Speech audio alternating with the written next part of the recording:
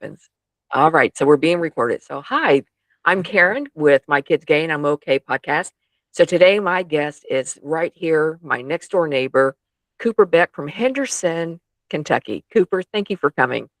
Absolutely. Thank you for inviting me on. I appreciate it. Yeah, I'm so glad you're here. So, Pride is here. We're right at the beginning of June, and there's so much going on in the area. And Cooper, do you just want to tell them about Henderson Pride and everything you've got going on? Yeah, absolutely. So, Pride Month kind of kicked off in full swing for us. So during Pride Month, we tend to table a lot of other Pride events, as well as planning our own, and on top of some exciting events that we also have going on in June. We were just in Lexington Pride and Owensboro Pride, as you also were. And then this weekend, we have River City Pride coming up in Evansville, Indiana.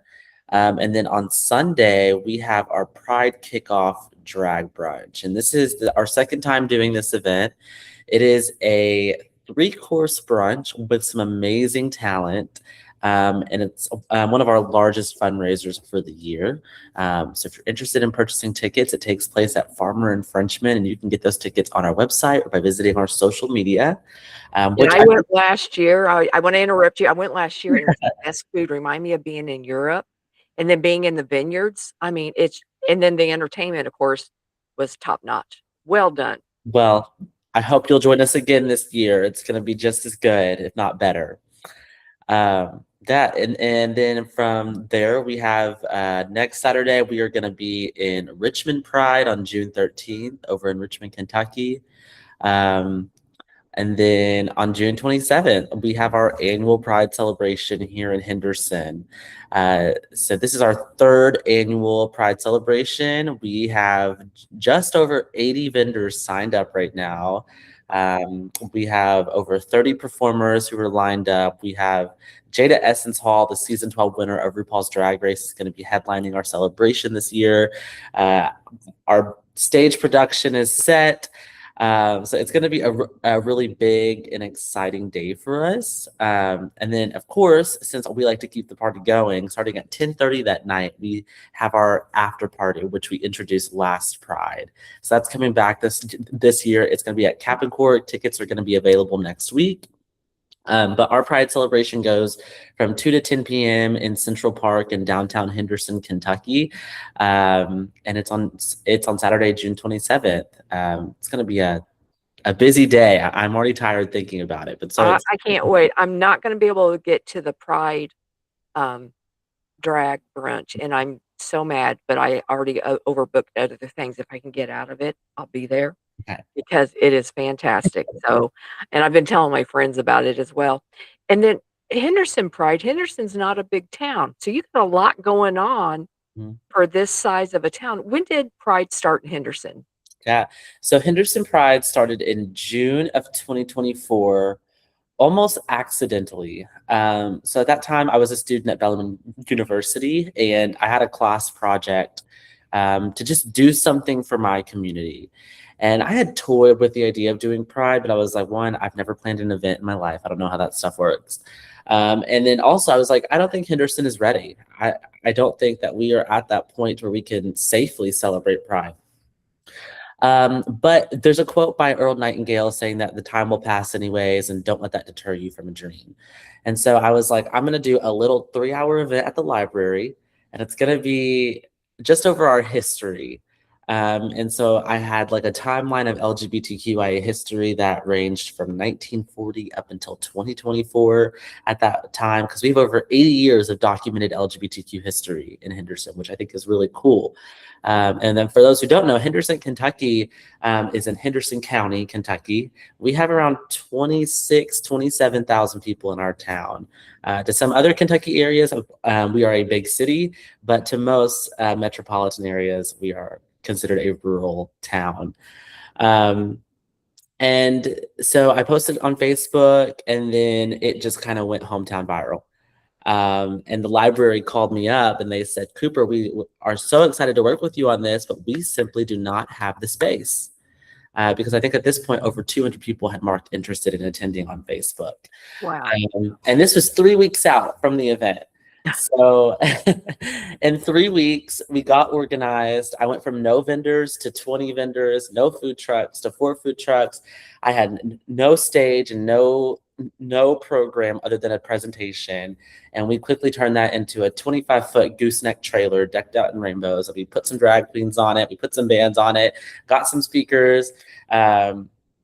At the time, Mayor State and Commissioner Austin Vowles, they officially declared Pride Month in Henderson through a proclamation. And we celebrated Pride with over 450 people that day. And that was kind of just, something that I just never thought possible in Henderson. And that day kind of showed us that there was a fire in Henderson, and it was our job to continue to kindle that. Um, but Pride, so our organization is a 501c3 organization, and our annual Pride celebration is one of the most important things that we do. But it's our belief that Pride is a year-round initiative, because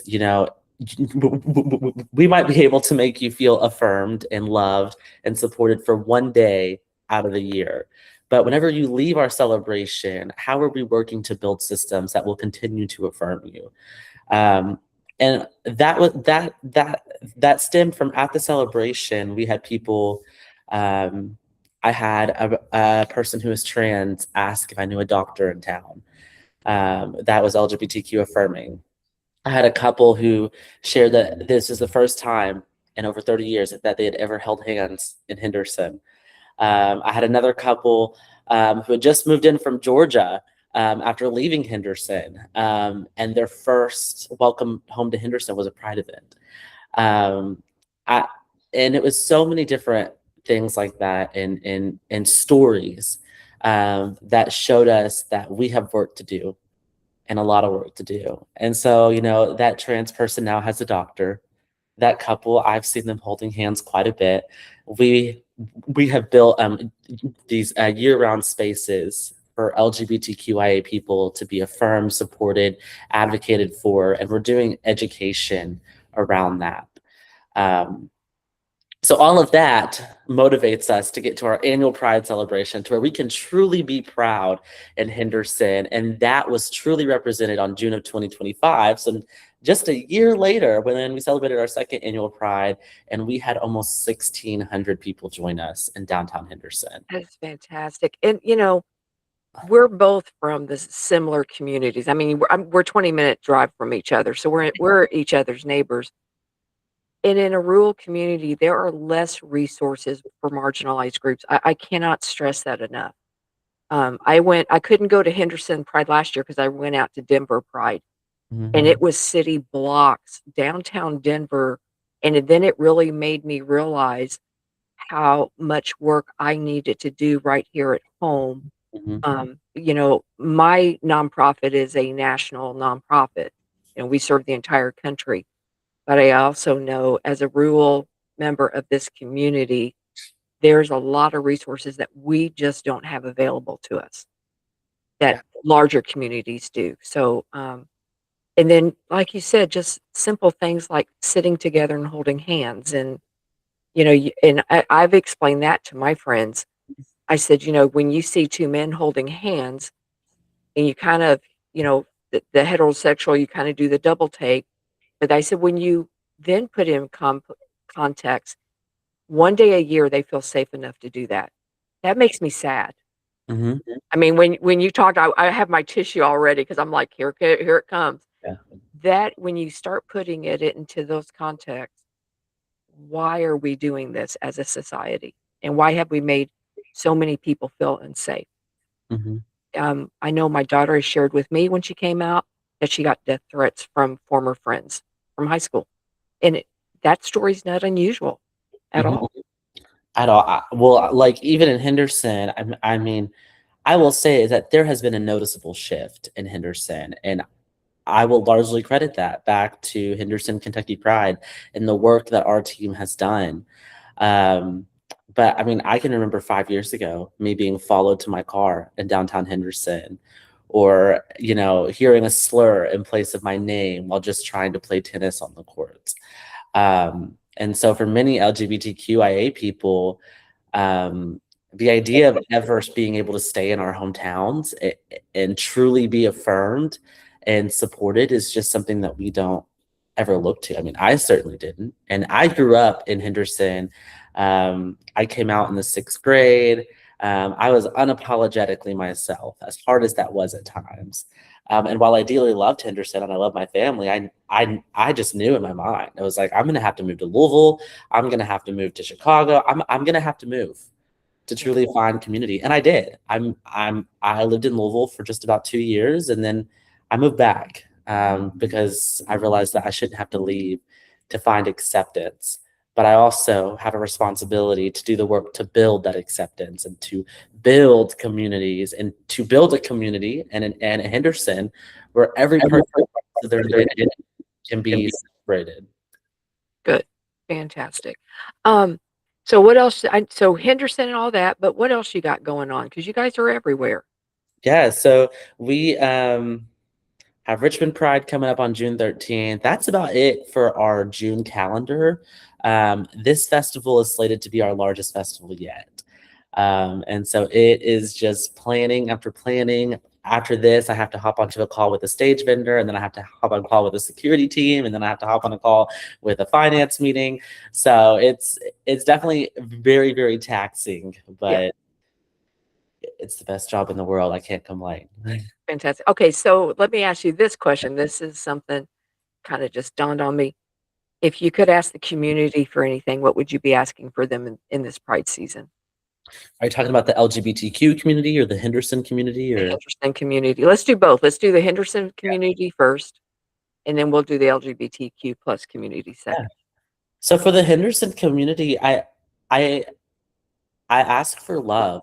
I I I think there might at times be a misconception that I'm expecting everyone in Henderson to know everything about the field of work that I do or to have a complex understanding of LGBTQIA history and all the different complexities that exist in the identity of being LGBTQIA. But that's not accurate. My goal is simply for equal opportunity for all, um, for us to love our neighbors unapologetically. And so to the Henderson community, like I just love and be comfortable asking the uncomfortable questions and embrace those new ideas and progress, because the only way that we move forward is through progress. Absolutely. Okay, what about the LGBTQ plus community? The LGBTQIA community, well, first of all, I hope that every LGBTQIA person who lives in a rural town and doesn't see a future for themselves in that town or doesn't see themselves reflected in the fabric of that town, I want you to know is that you don't have to leave to find acceptance. But it's also not your burden to carry to stay and face obviously harm. Um, but we can thrive in rural Kentucky, and we should be able to. Um, I do think that as an LGBTQIA community, I think we all have a responsibility to support LGBTQIA organizations, to support the people who are working to carry LGBTQIA advocacy forward, because it can't be one person, it can't be one organization, it can't be one group of people, even if it's a huge group, right? Everyone has to be prepared to, to be advocates, because it takes us all. It takes us all. And I think now every ally should be standing up and really speaking out with the LGBTQ plus community. It's so important this year. So Absolutely, yeah. absolutely, and allies are so important. But I want to challenge some of our allies to be allies in the non-public settings either. Hmm. It is easy to make a Facebook post. It is easy to reshare, a Pride Month post or to change your profile picture to a rainbow. But it's not easy to call out a family member who is openly being homophobic. in a space where you're probably outnumbered, right? And so I want to challenge allies to practice that radical allyship outside of the public sphere. You know, even if there's not an LGBTQIA person around, And that allyship shouldn't end. last year, you and I were in Evansville somewhere, and you said, and it hadn't dawned on me, but it was a very powerful statement. You said, "I judge an ally by how they speak when there's no LGBTQ plus people in the room, Absolutely. whether or not they speak up." And I mean, that was like, oh my gosh, that is so important. And Mhm. he's absolutely right. It's easy to put a show on when Abs- somebody's there to perform, but when there's nobody there where you're gonna get the kudos and you may even, as an ally, get some pushback. I in Owensboro met a family, and the father cut his own family off to protect his children, and he was sharing that with me, and I was so incredibly proud of him for having taken that stand, and that's an incredibly hard stand.